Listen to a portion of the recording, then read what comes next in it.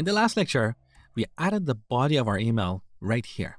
But that's not how we build real applications. Because in a real application, the body of an email can be several lines of text. We don't want to write all that text here. Quite often, we put that text in a separate file as a template. And we use HTML to build that template. HTML is the language of the web. That's the language that we use to build web pages. We use it to present content.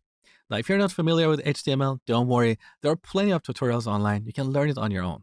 Just follow along with me and see how we can create templates in Python. So, in our project folder, I'm going to add a new file and call it template.html. Now, in a real application, we often have different templates for different scenarios, such as when a user signs up or attempts to reset their password or places an order. These are various scenarios. So we need different templates for these scenarios. And we should name our template files based on those scenarios.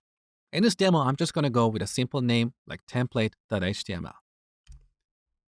Now let me show you a cool technique to quickly generate some HTML code. We type an exclamation mark and press tab.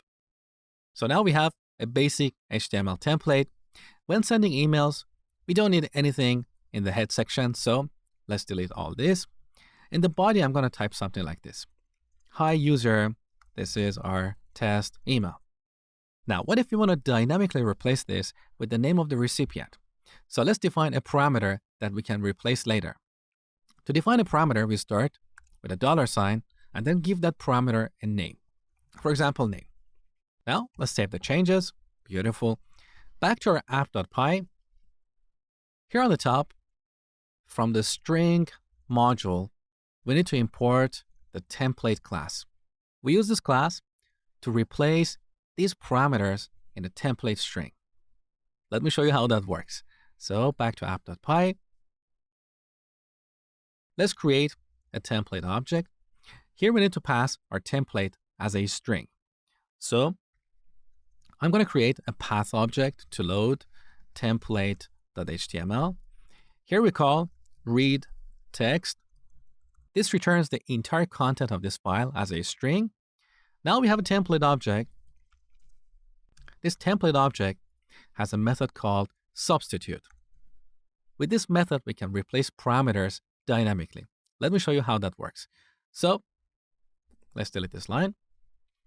Where we're attaching the body of this message, instead of hard coding this body here, let's call template.substitute. Now here we can pass a dictionary that contains key value pairs for parameters in our template, or we could pass keyword arguments. Now to make this code a little bit cleaner, let me put this on a separate line. So let's call that here, pass a dictionary. In this dictionary, we should have a key called name, and let's set that to John. This substitute method will return a string. So let's call that body, and then we pass it here, and finally we change plain to HTML. Save the changes, run the program. Okay, beautiful. And here's our new email message. Hi, John. This is our test email. Now, this email message is pretty simple. It doesn't use any of the features of HTML. So let's go back to our template and make the name of the user bold. So here in our template file, I'm going to add a strong tag around the name parameter. This will make the name of the user bold. Save the changes, back to app.py. Let's run the program one more time. Okay, now here we get a new email, and as you can see, the name of the user is bold. So this is the benefit of using HTML over plain text. Now back to this substitute method. As I told you, you can pass a dictionary. So you might have a dictionary that includes all the values that you want to replace dynamically. If that's the case, pass a dictionary object here. Alternatively, you can pass keyword arguments here. So instead of passing a dictionary, we can pass the keyword argument name equals John. Exactly the same. So this is all about templates in Python.